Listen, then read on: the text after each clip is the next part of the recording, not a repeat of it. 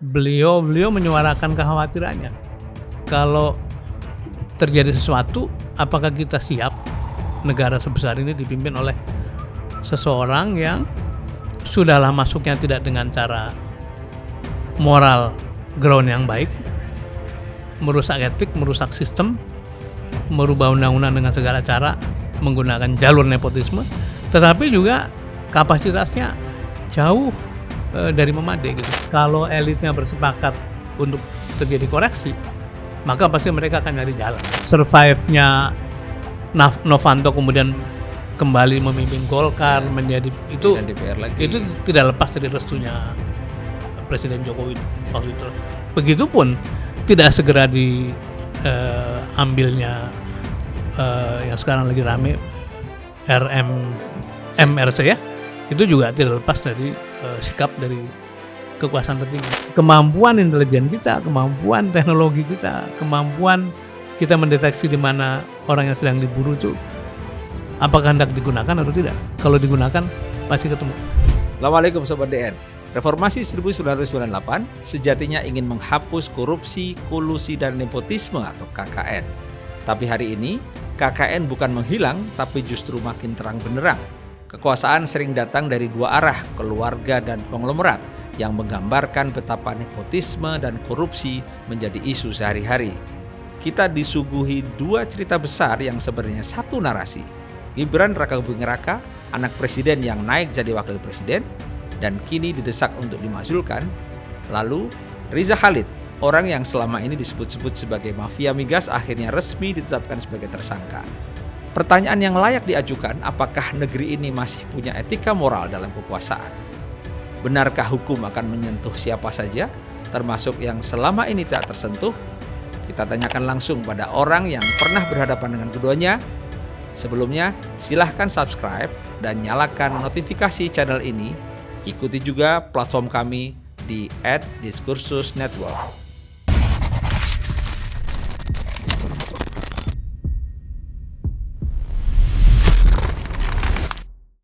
Kembali hadir di studio Open Minded One on One Diskursus Network, Sudirman Said, Menteri ESDM 2014-2016, yang direshuffle setelah mengungkap skandal Papa Minta Saham yang melibatkan Ketua DPR waktu itu Setia Novanto, juga menyinggung Riza Khalid. Dan kali ini Pak Sudirman Said juga menyuarakan pemakzulan Wakil Presiden Gibran. Pak Sudirman, selamat hadir kembali di Terima kasih Mas Aman. Ini Open Minded. kehormatan ini diundang oleh jurnalis senior juga. Tapi pembukanya berat benar tadi ya.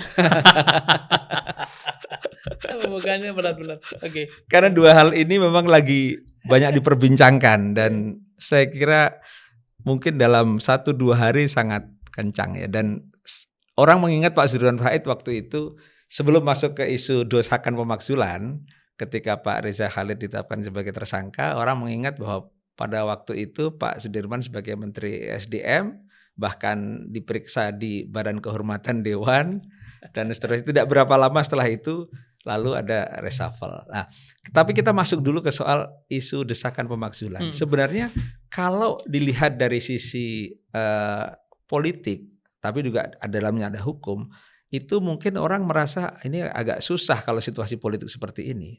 Tapi tentu alasannya bukan hanya alasan politik saat ini, tapi ada alasan-alasan yang lebih mendasar yang barangkali Pak Sudirman bisa memberikan penjelasan yang lebih bagi masyarakat mungkin, apakah ini sesuatu yang oleh Pak Dirman sebut sebagai jalan yang logis gitu ya, desakan pemakzulan ini muncul.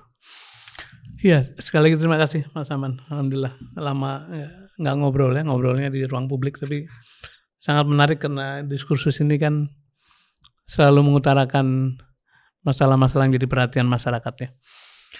Saya pengen mulai dengan begini. Kadang-kadang kita perlu berpikir bahwa bernegara itu bisa terus mencapai kemajuan-kemajuan kalau kita tidak hanya sekedar berpikir atau mengerjakan hal yang mungkin, tapi harus berpikir dan mengerjakan yang harus gitu. Nah, menjaga values, menjaga etik, menjaga kepatutan bernegara antara lain adalah hal yang memang harus dilaksanakan. Kalau tidak, ya negara ini sudah hancur dari kapan-kapan. Nah, karena itu tadi disebut reformasi 198 kan sebetulnya dobrakan atau dorongan untuk mengerjakan yang harus, karena waktu itu KKN begitu marak. Meskipun kalau dibandingkan dengan sekarang, waktu itu sebenarnya nggak ada apa-apanya ya. Kemudian yang kedua, kecenderungan menjadi pemerintah otoriter itu juga menjadi perhatian dari banyak kalangan. Nah, karena itu kemudian kita bergerak semua lapisan dari mulai para cendekiawan sampai yang paling muda mahasiswa itu bergerak. Nah, tuntutan utamanya adalah akhirnya kan ngomong bagaimana menghapus KKN kan. Korupsi, kolusi dan nepotisme. Gitu. Korupsi itu sebetulnya adalah pencurian dalam bahasa vulgarnya.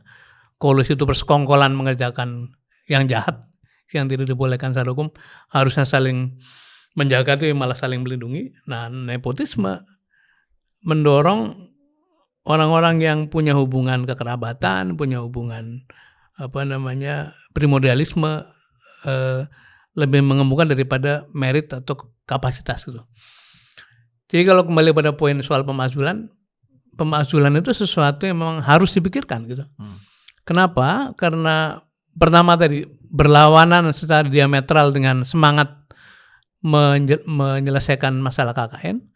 Yang kedua, kalau hal ini dibiarkan tanpa cek, tanpa ada satu exercise, tanpa ada satu tekanan gitu ya, itu akan menjadi presiden buruk. Dan kita tidak ingin negara kita terperangkap pada praktek yang buruk seperti ini. Dan akhirnya negara lain sudah terbang ke mana-mana, kita terus-menerus ada dalam praktek seperti ini. Jadi benar mungkin secara politik orang berhitung apakah mungkin. Tapi sekali lagi, bernegara tidak harus atau tidak boleh semata-mata fokus pada yang mungkin. Tapi juga harus memikirkan yang harus dikerjakan untuk siapa? Untuk generasi ke depan, untuk generasi anak cucu kita. Karena negara ini didirikan kan bukan seusia para pemimpinnya, tapi lebih jauh dari itu. Itu pandangan saya gitu, Mas Aman.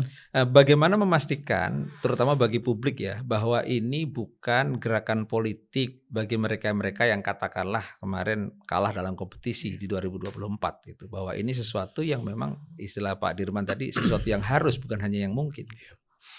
Ya sebetulnya pertama salah satu alasan mengapa sebagian aktivis, sebagian orang-orang pergerakan bergabung dengan kubu yang lain, kan antara lain karena menolak adanya nepotisme itu kan. Itu yang pertama.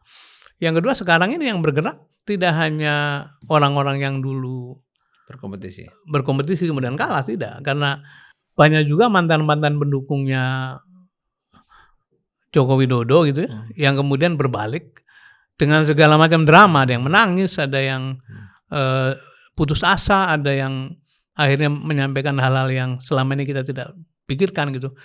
Itu dua hal yang memberikan bukti bahwa ini bukan urusan kelanjutan pemilu, tidak.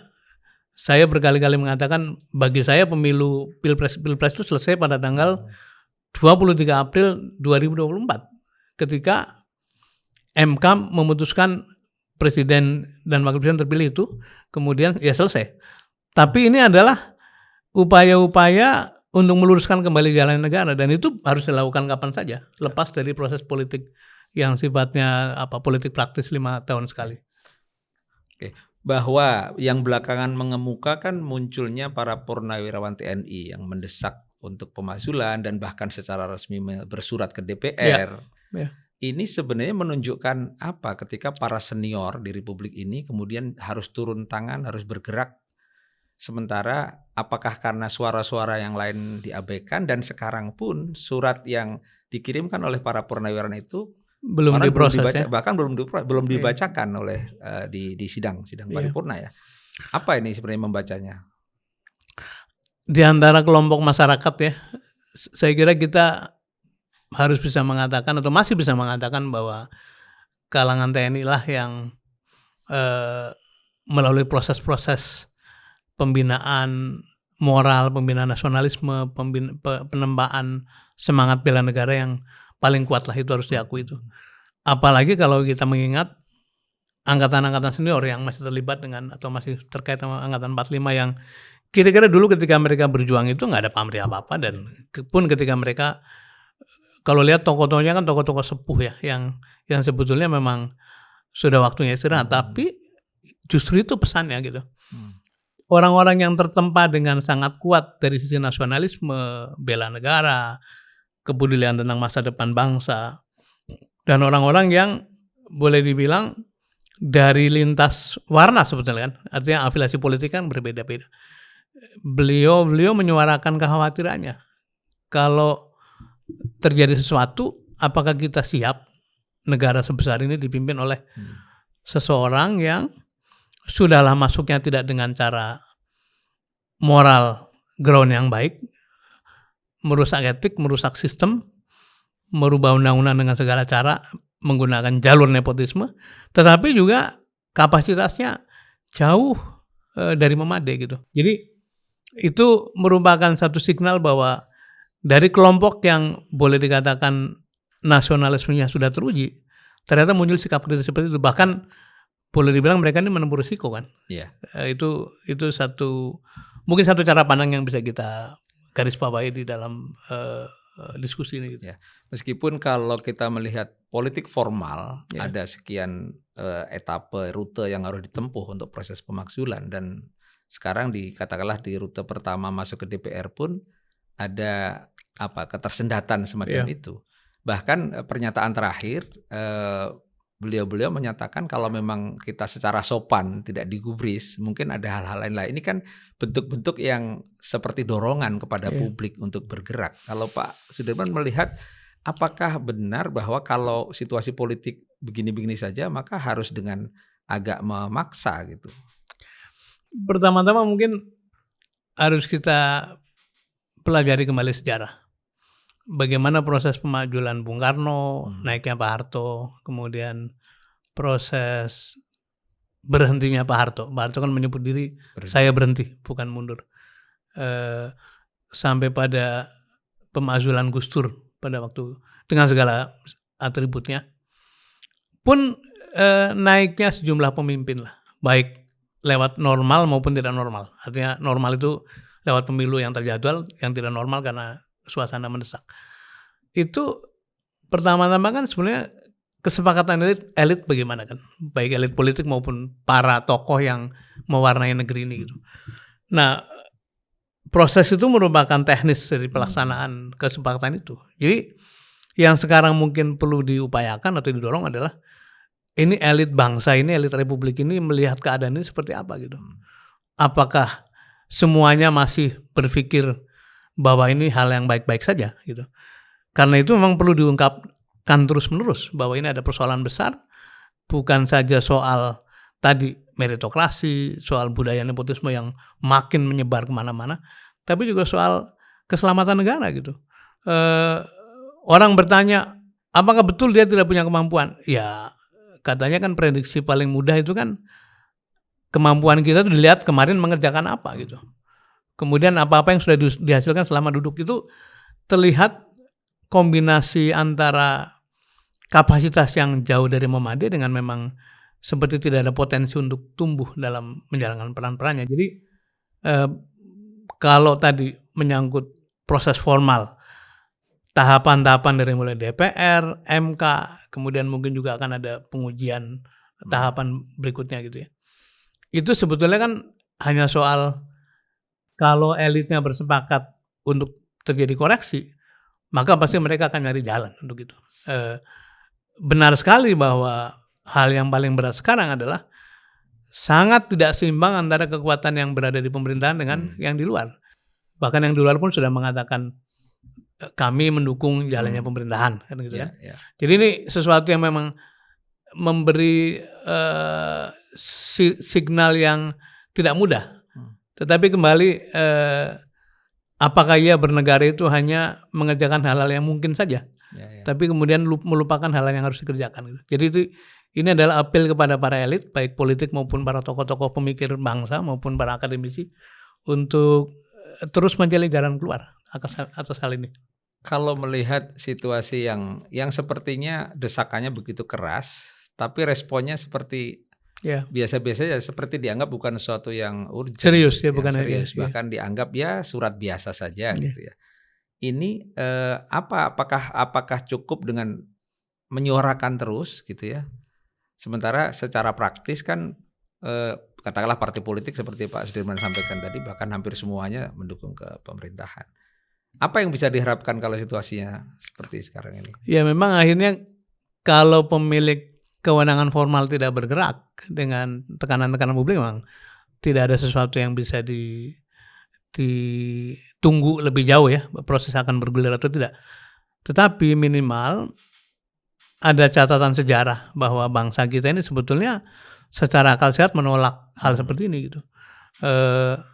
Cuman begini, momentum perubahan itu kadang-kadang tidak terduga. Oh iya. Nah, katanya sesuatu terjadi karena dua hal. Karena kesiapan dan karena momentum. Itu yang sering disebut sebagai luck. Keberuntungan itu bersatunya momentum dengan kesiapan.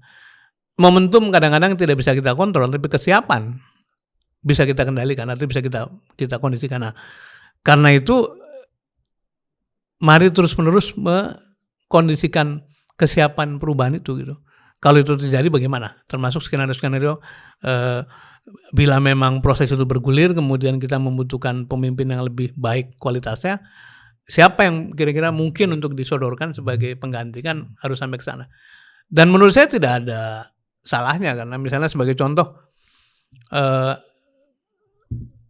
serangga itu meneriakan mengenai kemerdekaan itu pertama kali 1908. Tapi baru 37 tahun kemudian kemerdekaan betul terjadi. Jadi proses panjang ini harus dilakukan, kalau dianggap panjang, harus terus disuarakan supaya makin hari makin banyak pihak yang memiliki kesadaran dan suatu hari akhirnya memang elit bersepakat atas koreksi ini. Terkait dengan soal korupsi, kolusi, nepotisme, kita bicara sedikit tadi soal nepotisme, dan kita disuguhkan juga sekarang Riza Khalid yang disebut-sebut sebagai quote-unquote mafia migas, akhirnya ditetapkan sebagai tersangka. Kita ingat pada waktu Pak Dirman jadi Menteri SDM, itu kan ramai sekali ya. Bahasanya bukan kegaduhan, tetapi ya seru saja bahwa kemudian seorang anggota DPR pada akhirnya menjadi terpidana ya korupsi. Tapi yang saya ingin tahu sebenarnya mafia migas itu binatang seperti apa sih Pak? Yang ketika Pak Dirman waktu itu sebagai Menteri SDM kita ingat Pak Dirman membubarkan Petral yang banyak diduga orang itu bagian dari rangkaian-rangkaian itu. Mungkin ini sesuatu yang pernah saya sebut tapi juga tidak ada salahnya saya mengulang kembali cerita ini untuk supaya publik tidak lupa. Masuknya saya ke kabinet itu adalah hari-hari terakhir dan konon pemilik cerita yang sahih mengatakan bahwa Presiden Joko Widodo waktu itu memang berusaha menyodorkan nama-nama, tapi nama-nama itu kena stabilo ya. Mengapa? Karena di masa kampanyenya kita semuanya masih ingat salah satu janjinya Presiden Joko Widodo adalah calon presiden waktu itu adalah menyelesaikan mafia migas gitu. Tetapi nama-nama yang disodorkan itu terkena stabilo karena dikhawatirkan punya potensi ada kasus-kasus korupsi. Waktu itu kan masih lewat KPK kan. Jadi muncullah nama saya di hari Jumat malam, sudah sehari sebelum pengumuman kabinet, dan saya waktu itu sedang jadi dirut Pindad kan. Nah Sabtu saya dipanggil, kemudian lewat satu proses hampir 2 jam barangkali saya diskusi dengan beliau, dan itu adalah hari pertama saya bertemu Pak Joko Widodo, salaman dan berhadapan-hadapan, karena tidak pernah sebelumnya saya mengenal maupun ikut dalam kampanye kan. Saya kan direktur utama PT Pindad jadi nggak boleh ikut politik praktis lah. Nah di dalam pembicaraan itu beliau sendiri yang ngomong bahwa bagaimana mengatasi mafia migas. Tentu saja ada masalah-masalah yang soal kilang, soal listrik, soal renewable dan sebagainya. Tapi diskusi mengenai mafia migas mengemuka di situ, bagaimana cara mengatasinya gitu. Saya sebut Pak Presiden, saya dulu pernah di Pertamina, kan 2009 saya pulang dari Aceh kan saya ke Pertamina, dan ditugasi beresin setelah soal dari Badan Rekonstruksi Rehab dan Rekonstruksi setelah Aceh. Aceh. Saya diminta bergabung Pertamina. Salah satu tugas yang di ujung masa saya di Pertamina adalah membereskan aspek ekspor impor migas yang sebetulnya juga masalahnya sama. Jadi saya ceritakan pada Pak Presiden. Dulu waktu saya di di Pertamina pernah beberes soal ini, tapi tidak tuntas karena berhenti di sini. Di mana berhenti? Presiden menanyakan, maksudnya berhenti di mana? Ya di kantor presiden. Kenapa? Karena begitu masalah ini ditertibkan, pasti para pihak yang merasa terganggu oleh penertiban itu akan datang menuju kepada pimpinan politik tertinggi dan biasanya ketemu presiden. Saya sampaikan begitu dengan maksud supaya suatu hari akan ada peristiwa bahwa ketika kita push begitu rupa itu akan datang dan kemudian ya bahasanya merapat atau mendekat lah. Jadi sebetulnya seluruh yang saya kerjakan sebagai Menteri SDM tidak lain adalah menjalankan misi atau perintah dari presiden yang pada waktu kampanye sudah disampaikan kepada publik gitu. Nah, ternyata kan betul kan, akhirnya ketemu kasus itu dan saya sampaikan. Tentu beliau sudah mulai berbeda pandangan dibanding sama kampanye karena sudah memerintah hampir 2 tahun kan, waktu itu 2015.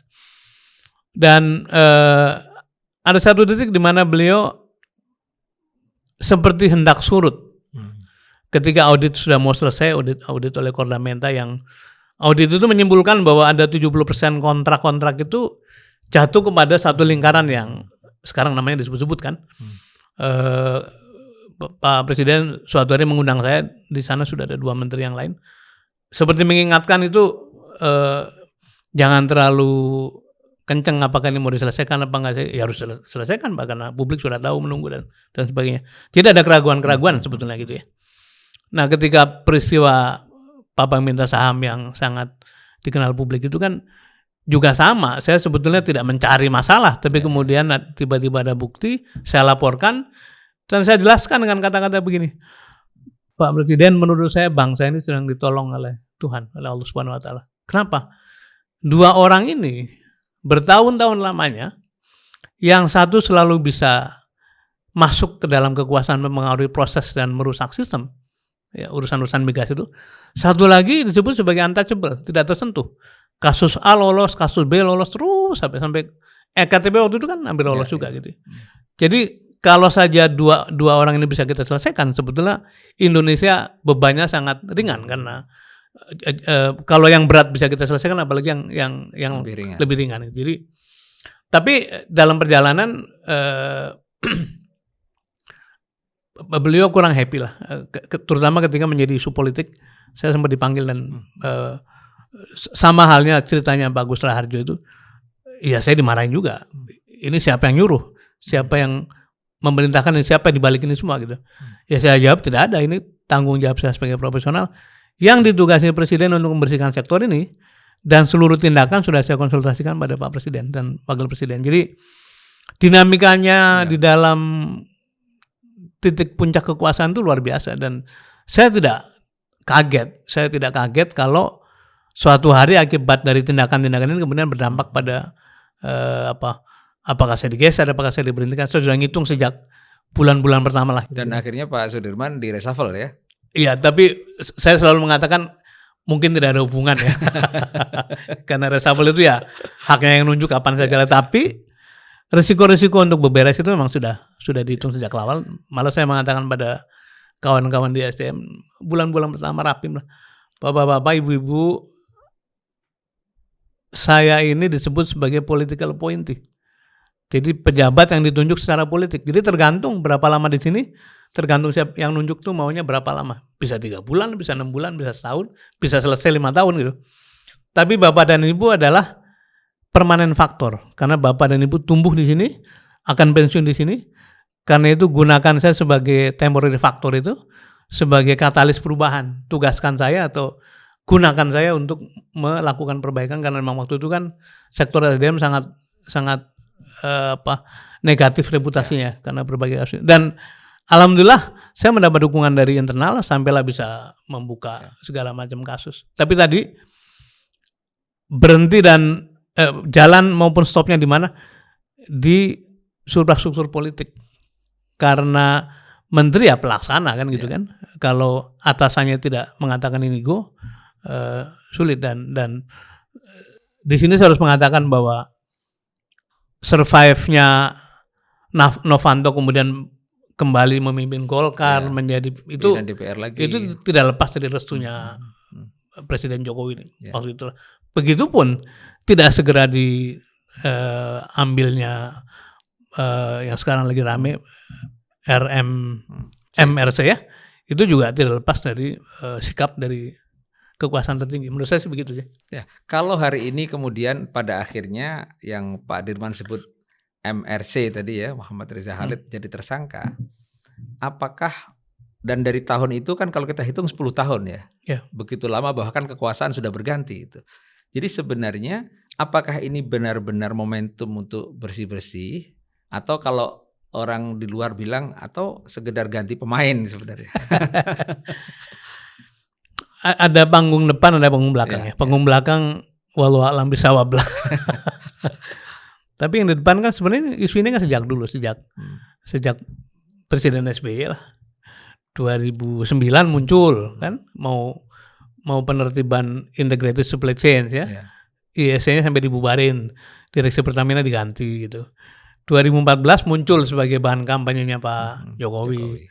19 mungkin muncul lagi kemarin tuh karena itu juga jadi isu sampailah 24 sekarang. Jadi memang secara natural karena pihak ini betul-betul kuat secara finansial, kuat secara market, kuat secara pengalaman, akan berusaha terus di sana. Sikap saya pada waktu menertibkan ini, baik ketika saya di Pertamina maupun di SDM, saya mengatakan kita tidak melarang kawan-kawan lama itu berdagang, silakan saja, tapi gunakanlah cara baru yang lebih transparan, lebih accountable, lebih fair, memberi kesempatan pada semuanya itu kira-kira gitu. Nah, mengapa baru sekarang? Tadi saya sebut panggung depannya ini siklus yang memang harus terjadi. Kenapa? Bukankah demokrasi itu mensyaratkan pergiliran kekuasaan? Dan bukankah setiap pergiliran kekuasaan itu adalah kesempatan besar untuk melakukan perbaikan? Jadi siapapun presiden yang terpilih selalu di awal-awal menunjukkan bahwa I will do better. Saya akan beberes. Begitupun soal hukum, begitupun soal korupsi, begitupun soal minyak ini. Itu depannya. Jadi itu satu konsekuensi dari pergantian kekuasaan dan kita punya harapan atau menaruh harapan kepada pemerintah baru bahwa ini betul-betul akan diselesaikan. Kecemasan orang memang mengingat perjalanan yang tadi yang saya sebutkan, tiap putaran tuh selalu survive gitu, malah mungkin cenderung makin kuat gitu. Apakah di balik ini kemudian tidak ada apakah deal, apakah itu yang kita tidak punya bukti, kita tidak punya penjelasan atas itu. Nah, kita hanya berharap masa Pak Prabowo yang terus-menerus pidato mau mengejar koruptor sampai Antartika, mau membiarkan ini kembali pada posisi semula, itu yang menjadi harapan kita lah. Nah, kalau ini mumpung Pak Dirman pernah di Pertamina, kemudian jadi Menteri SDM, tapi dari pengalaman Pak Dirman, sebenarnya seberapa dalam sih cengkraman ini kepada struktur terutama di di Pertamina dan BUMN yang lain dalam konteks energi ya? Contoh ya, salah satu yang ditetapkan sebagai tersangka itu kemarin, saya tidak sebut nama, saya sebut inisial HB. HB itu terakhir kan direksi.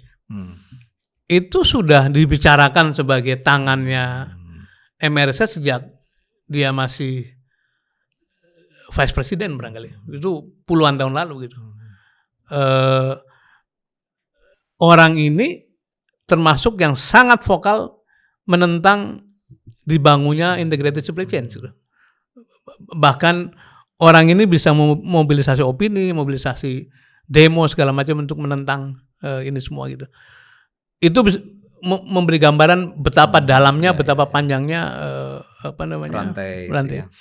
Salah satu yang lain, ini orang yang saya tegur karena suatu hari ketika saya mimpin unit itu di Pertamina, suatu hari kilang Cilacap itu berhenti, rusak gitu. Di pusat belum menjadi bahan pembicaraan. Artinya kan harusnya itu laporan mengenai kerusakan sampailah ke pusat nanti menyikapi kan, termasuk kami karena tugasnya kan menyiapkan supply.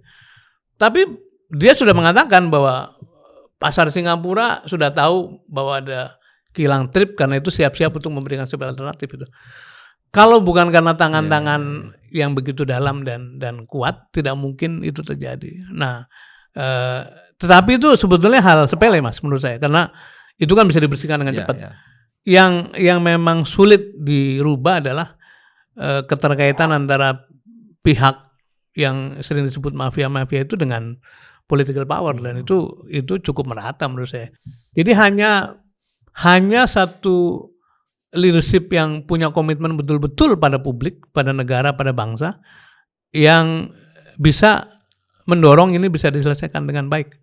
Kalau orientasinya masih pengen fundraising, pengen memupuk dana politik, ini sasaran empuk untuk digarap gitu. Karena pasti orang ini akan melakukan semua cara untuk terbebas dari tuntutan gitu. Ini berarti lebih dari sekedar tata kelola ya. Kalau Pak Dirman sering menyebut apa yang disebut dengan rusaknya control environment gitu.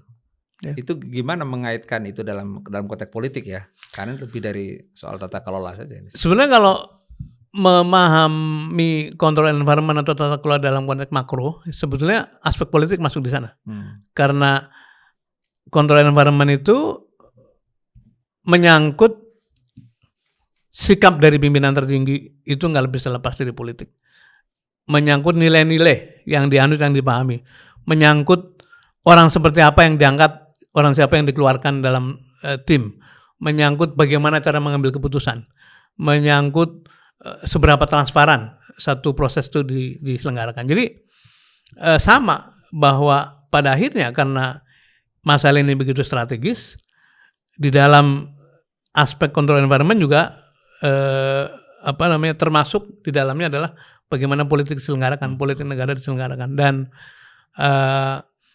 kita harus menyampaikan dengan jujur dalam semangat perbaikan ke depan bahwa proses pemilu kemarin itu kan sebetulnya pertalian antara sesuatu yang tidak suci gitu ya. Ini unholy alliance lah boleh dibilang. Mengapa?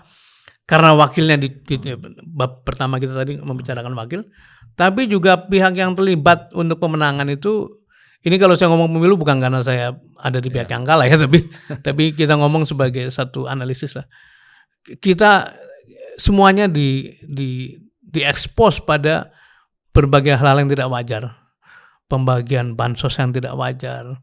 Di kampung saya di Brebes tuh seminggu bisa dapat beras 2 kali, dapat telur, dapat rice cooker, dapat segala macam.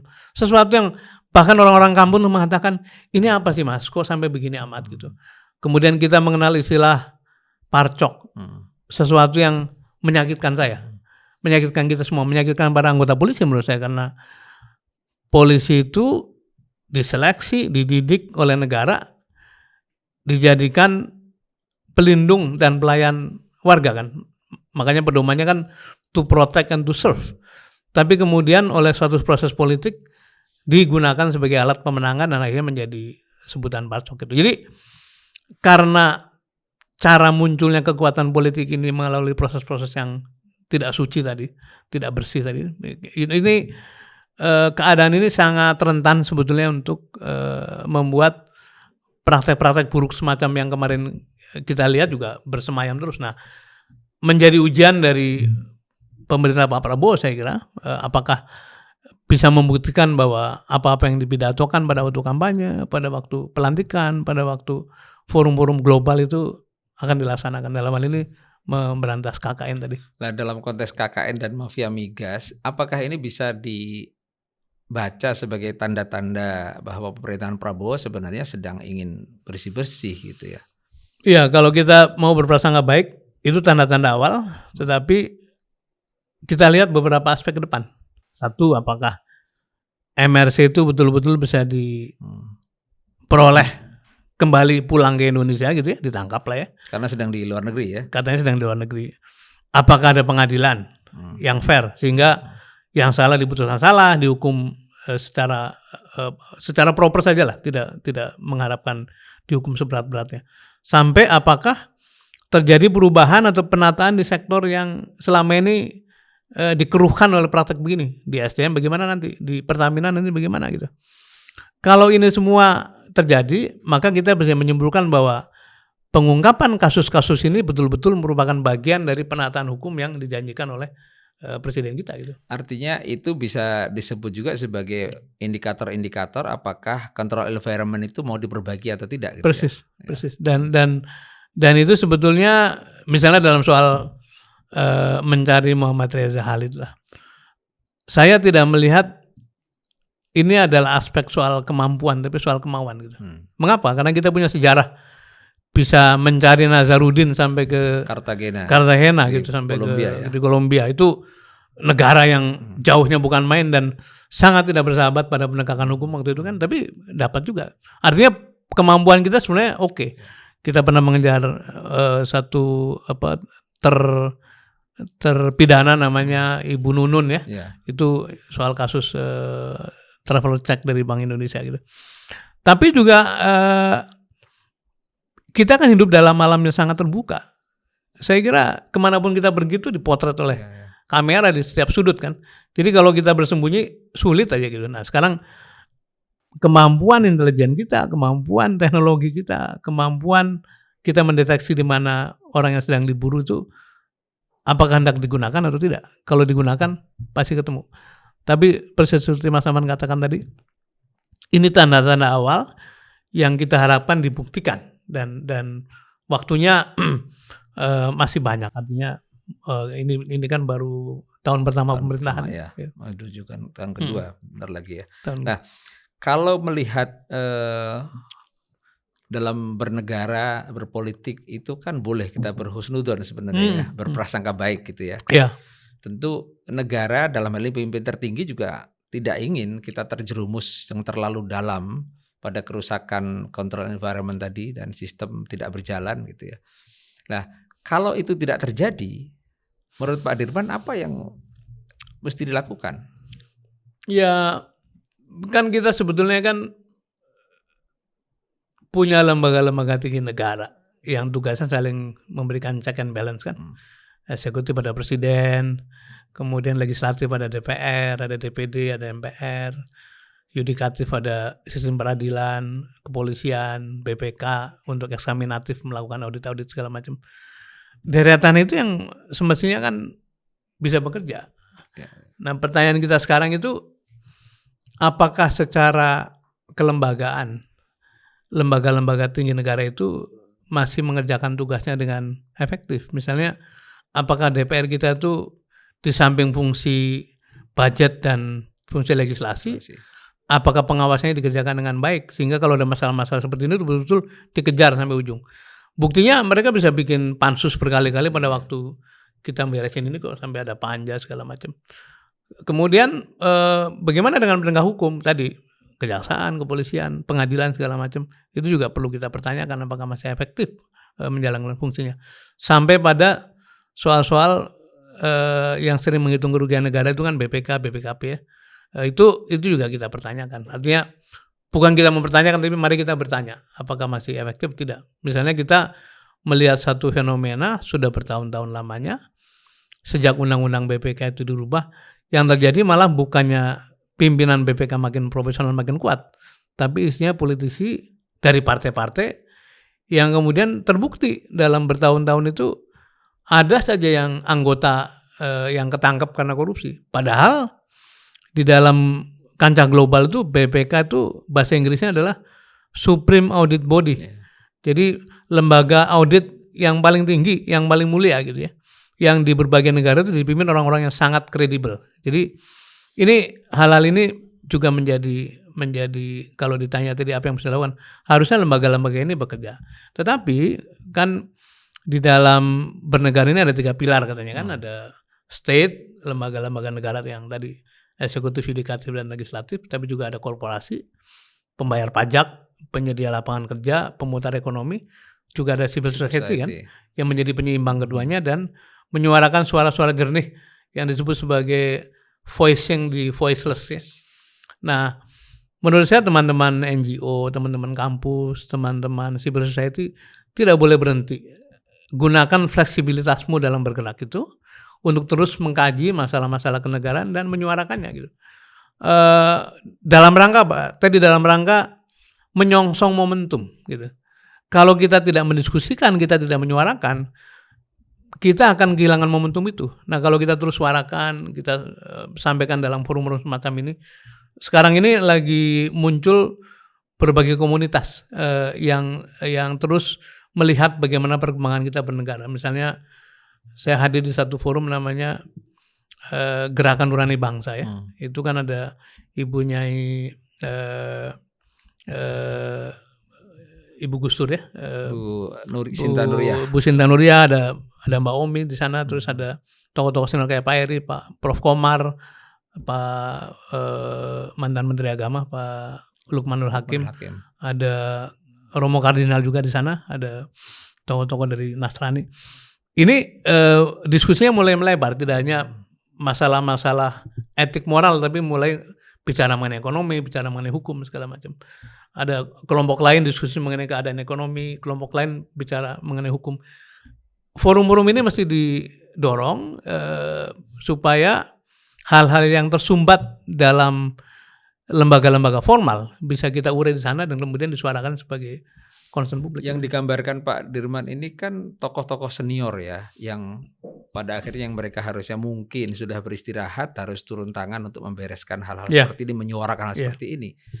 Kalau kita menengok ke anak-anak muda sebenarnya, kalau beberapa waktu lalu kan kita mendengar ada kabur aja dulu, segala macam Indonesia gelap, dan semuanya itu menggambarkan semacam hopeless gitu ya, pupus harapan terhadap negara kita gitu ya. Nah, apa yang bisa diingatkan atau mungkin Pak Dirman punya aktivitas yang mungkin berkaitan dengan anak muda, boleh diceritakan hal-hal yang apa yang sebenarnya mereka lihat dari persoalan ini? Ya, itu satu keprihatinan kita karena tokoh-tokoh yang muncul kok tidak bergerak seperti yang muncul di 98 kan. Dan itu terus tentu saja sebagian usianya sudah cukup lanjut. Tapi sebetulnya kalau dilihat di garis belakang atau di panggung belakang, sebetulnya banyak sekali inisiatif anak-anak muda yang walaupun tidak langsung membahas aspek-aspek politik kenegaraan, tapi mereka juga menyuarakan keresahan lah, soal lapangan kerja, soal rumah, soal masa depan, soal hukum. Yang paling terasa ini kan sebetulnya kan soal nepotisme, karena itu berkaitan sama hajat mereka di masa depan kan. Mereka mengatakan kalau begini caranya, ya untuk apa sekolah tinggi-tinggi, untuk apa bertarung segala macam. Saya berhitung sekitar 20 tahun yang lalu sampai sekarang itu sekurang-kurangnya 84.000 anak-anak kita, anak-anak terbaik kita, sarjana-sarjana itu, sebagian sudah senior, yang dikirimkan belajar ke sekolah-sekolah terbaik di seluruh dunia tuh, dibiayai oleh LPDP terutama ya, dibiayai oleh World Bank. Saya dulu proyek World Bank untuk sekolah S2, dibiayai oleh Mombusu dari Jepang, oleh AUSAID Australia. Jumlahnya luar biasa banyak dan dihitung-hitung kalau dari data yang tersedia tuh minimal 80 ribuan gitu.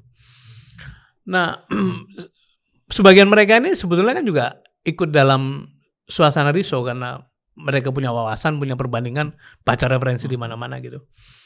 Nah, apa yang terjadi dengan anak muda sekarang adalah sekarang ini banyak kelompok-kelompok mandiri gitu yang kemudian mendiskusikan masalah-masalah publik. Misalnya kemarin saya baru diundang lewat forum online itu, forum namanya The Guardian of Peace. Jadi anak-anak muda yang concern pada perdamaian. Terus saya pernah diundang oleh sekelompok teman-teman yang bergerak di bidang lingkungan, Green Leadership gitu ya.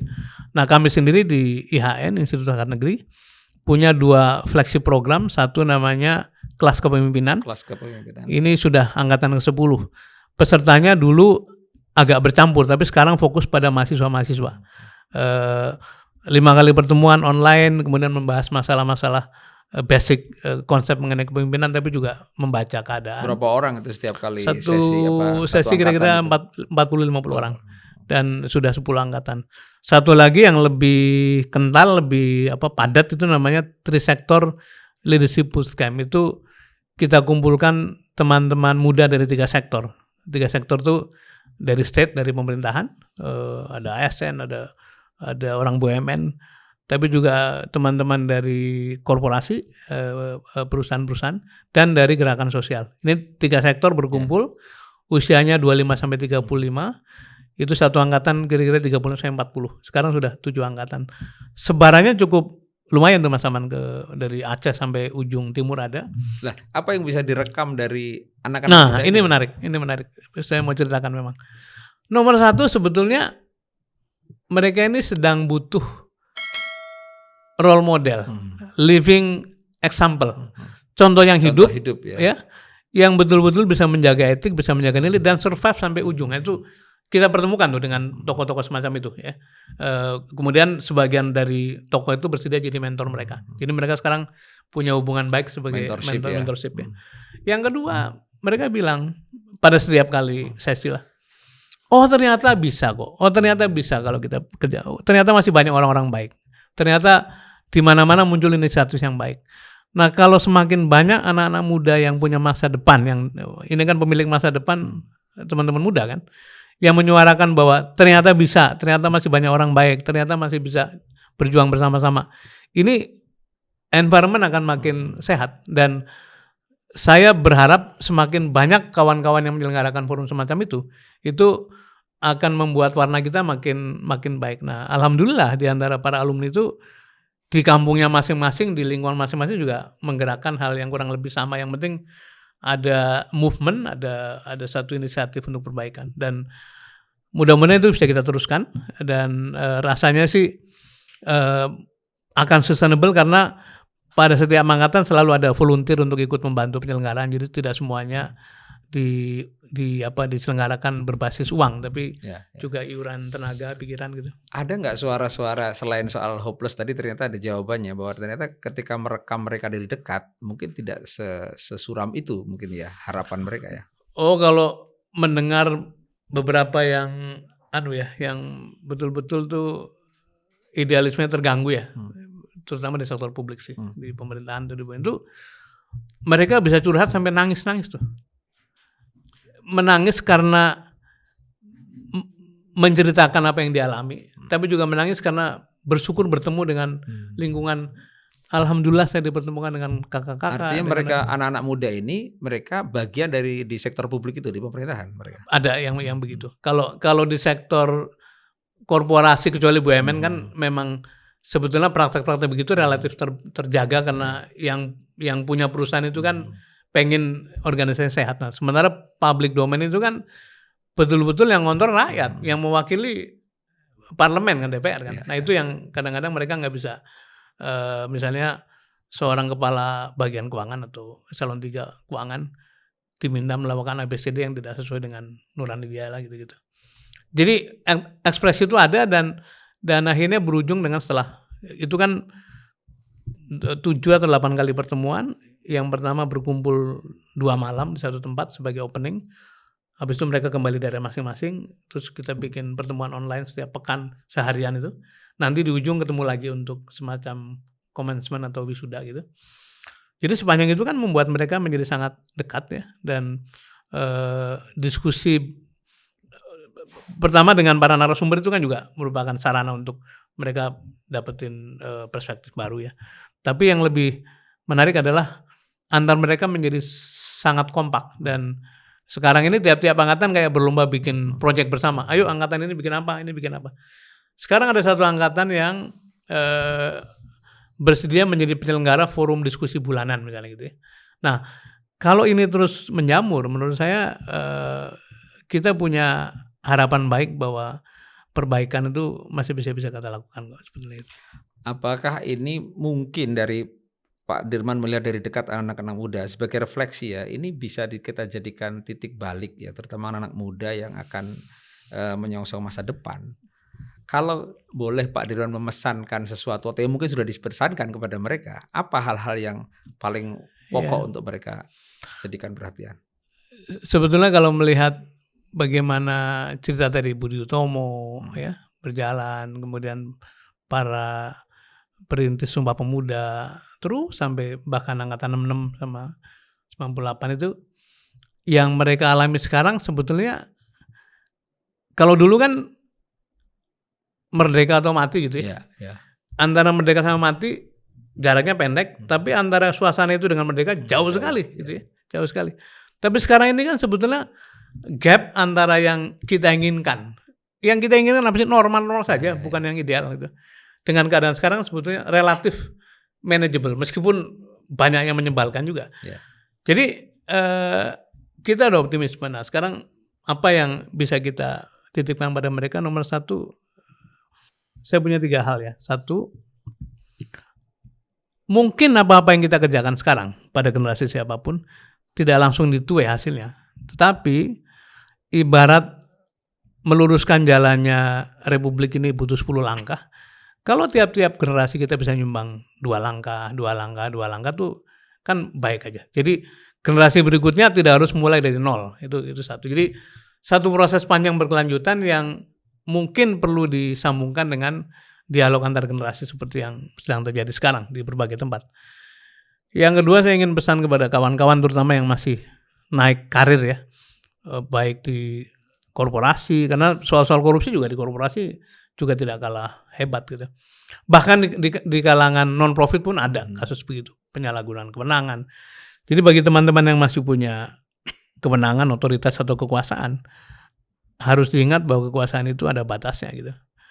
Dan ujian bagi kita, bagi Anda semua yang muda-muda yang sedang mendaki pada puncak-puncak karir itu bukan ketika duduk, tapi ketika pergi dari tempat itu, kemudian tindakan kita ditemukan oleh orang lain, itulah sebetulnya ujian keselamatan bagi kita. Jadi lebih baik kita berhati-hati, kata Ronggo Warsito itu lebih apik, lebih becik, eling lan waspodo ya, selalu ingat dan selalu waspada. Nah, yang ketiga, saya tidak percaya pada pandangan bahwa kejahatan itu sempurna. Tidak ada kejahatan sempurna. Saya tidak percaya ada pandangan bahwa ada orang yang tidak tersentuh, untouchable gitu. Tidak ada orang yang tidak tersentuh. Mau sehebat Al Capone sekalipun, mau sehebat bagaimana Escobar sekalipun, itu ada celah di mana akhirnya mereka-mereka itu bisa digulung oleh penataan hukum. Dan karena itu bagi siapapun yang merasa sekarang ini melakukan hal ini karena dilindungi oleh seseorang yang tidak tersentuh, itu nonsen. Hanya soal waktu. Kalau tidak sekarang, tahun depan. Kalau tidak tahun depan, 5 tahun lagi. Buktinya mana? Buktinya sekarang sedang terjadi. Kan gitu kan. Ini kan 10 tahun lalu kira-kira nggak kebayang, tapi ternyata bisa juga. Jadi barangkali 3 hal itu yang mungkin perlu diingatkan terus kepada kawan-kawan muda, karena mereka yang sedang menata masa depan bangsa kita gitu. Dan mudah-mudahan forum-forum dialog tadi, saya sebut dialog antar generasi, itu penting, bisa menularkan pikiran-pikiran baik. Dan ini bukan soal bagaimana mencapai sesuatu yang ideal. Pak Dirman sampaikan tuh, kita mengembalikan ke situasi yang normal gitu, yang Pak Dirman sering sebut sebagai bagaimana mengembalikan kewajaran. Ya. Nah, sebenarnya kalau anak muda supaya lebih mudah memahami kewajaran tuh, bagi mereka kan mungkin yang hidup ketika situasi sudah seperti ini dianggap inilah wajar gitu. Ya. Yang sebenarnya kewajaran yang harusnya, yang sebenarnya seperti apa yang mungkin bahasa lainnya common sense gitu ya. Common sense. Ini menurut kita ini masuk akal nggak sih kayak gini gitu ya. Dan setiap orang tuh kan punya kerentak, punya nurani yang bicara gitu. Makanya saya sering secara guyon mentertawakan, kok ada hadiah atau penghargaan atas integritas kepada public official. Padahal menjadi public official atau pejabat republik itu sudah seharusnya kejujuran itu syarat minimal kan gitu kan. Kok diberi hadiah? Itu artinya memang keadaan begitu rendah sehingga yang jujur, yang melampaui, yang wajar saja diberi penghargaan. Jadi itu satu fenomena menarik untuk dilihat tuh, bahwa ternyata kejujuran begitu langka gitu, sehingga orang jujur itu diberi penghargaan. Nah, sekarang kebalik malah, katanya lu kalau mau lurus-lurus saja di surga aja katanya kan, ada yang begitu kan. Seolah-olah ketidaklulusan, ketidakjujuran itu dianggap sebagai normal. Menurut saya ini impossible to sustain, nggak mungkin keadaan ini berlanjut. Cerita VOC kan sama sebetulnya kan, sebegitu kuat, tapi karena korupsi ada di mana-mana ambruk. Nah, jadi begitupun cerita-cerita 98, cerita 66 itu sama. Jadi menurut saya tidak boleh membiarkan apa yang hanya sekedar dipraktekkan oleh banyak orang kemudian dikatakan itu benar. Dan kalau saya boleh kembali pada kata kunci di awal tadi, bernegara itu bukan semata-mata hanya mengerjakan hal yang mungkin dan yang bisa, tapi harus terus memikirkan hal yang harus dikerjakan dan menjaga kenormalan, kewajaran, integritas. Itu bagian dari sesuatu yang harus kita kerjakan. Nah, pilihan kita dalam berdemokrasi untuk mengelola negara ini mungkin yang perlu diberi kerangka yang lebih sederhana bagi anak-anak muda ya, terutama ya. Dalam situasi pertama kita punya wapres yang seperti ini melalui proses yang tidak wajar, kemudian ada proses korupsi yang sampai sekarang masih terang benderang terlihat gitu. Nah, dalam konteks demokrasi kita, terakhir saya ingin tanyakan ke Pak Dirman, apa yang bisa kita berikan perbaikan kalau demokrasinya pun sudah menjadi bagian dari katakanlah bibit-bibit korupsi dalam prosesnya? Itu satu isu yang sangat delicate, sangat sulit ya menghadapinya. Tapi mungkin begini, ada pesan dari Panglima Sudirman ketika menghadapi pertempuran begitu dahsyat dan tidak semua wilayah bisa kita kontrol. Pesan beliau adalah jaga pekarangan masing-masing. Artinya jaga domain masing-masing. Apa yang bisa kita kelola, kita urus. Tetapi dalam situasi yang lebih tenang nanti, sebaiknya teman-teman yang punya domain masing-masing itu saling berhubungan untuk memperkuat semangat gitu. Saya sering katakan pada forum-forum anak muda, mungkin Anda sekarang seperti skeptis melihat partai politik karena suasananya seperti ini. Tapi jangan pernah tinggalkan politik. Perkara kalian mau ikut turun politik praktis atau tidak itu your choice. Tapi jangan tinggalkan politik. Karena apa? Politik itu seperti hulunya seluruh hidup bernegara tuh. Yang bikin aturan lewat proses politik kan. Undang-undang diturunkan dengan PP, dengan perpres, kepres, sampai pada perda nantinya gitu. Semuanya ada proses politiknya. Dan para politisi yang memulai proses itu. Yang kedua, keputusan mengenai menghimpun dan membagi sumber daya publik, namanya budget, itu lewat proses politik. Menentukan berapa pajak, berapa cukai, berapa pungutan, sampai tiap-tiap sektor mendapatkan alokasi berapa, itu proses politik. Nah yang ketiga, ada minimal 22-23 lembaga publik yang pimpinannya ditunjuk lewat proses politik. Kalau kita biarkan yang disebut sebagai politik yang kotor ini berjalan tanpa cek, menurut saya itu kita tidak bertanggung jawab itu. Jadi kita harus ikut mewarnai, harus ikut mengawal, dan terus-menerus meneriakkan bahwa keadaan ini memang tidak mungkin sustain kalau yang terjadi ini seperti ada sesuatu di meja makan, semuanya berebut ngambil, tapi tidak ada yang menyumbang, ya bubar, habis gitu. Dan menurut saya negara ini kan dibentuk ada 2 frase penting tuh menurut muka 5 konstitusi. Atas berkat rahmat Tuhan Allah Subhanahu wa taala dan dengan didorongkan oleh keinginan luhur. Maka dengan ini dan seterusnya gitu. Jadi 2 frasa itu harus diperjuangkan kembali. Seluruh tindakan harus tidak boleh melawan maunya Tuhan gitu. Tapi juga seluruh tindakan harus didasari pada keinginan luhur itu. Kedengaran terlalu idealistik, tapi tadi saya percaya bahwa harus ada di antara kita yang mengerjakan yang harus, bukan sekedar mengerjakan yang mungkin atau yang bisa itu. Terima kasih Pak Sudirman Said sudah hadir di Open Minded One on One.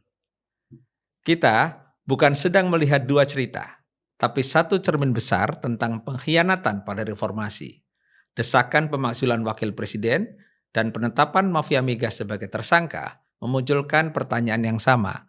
Masih adakah etika dan moral dalam kekuasaan? Beranikah hukum menyentuh yang tak terjangkau? Kita sudah berbincang dengan Sudirman Said yang terus menyuarakan bagaimana mengembalikan kewajaran dalam kekuasaan. Sebarkan, komentari, dan follow @Diskursus Network di semua platform. Sampai jumpa. Assalamualaikum.